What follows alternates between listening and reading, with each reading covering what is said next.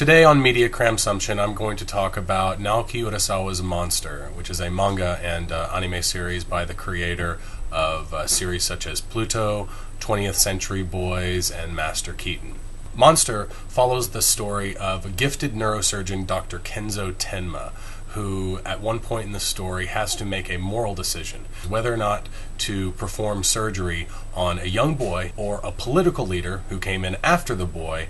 Kenzo, having had to make this decision earlier in the story by saving someone of import rather than saving someone who actually had priority, decides to make the right decision and shun the advice that he is given to perform surgery on the politician, and he instead saves the boy's life. Possible spoilers henceforth.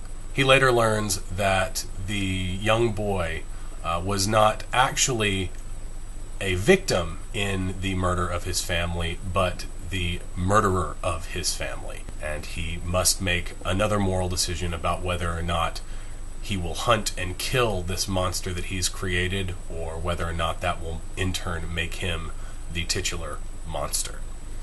In many cases, manga and anime can be interchangeable carbon copies of one another.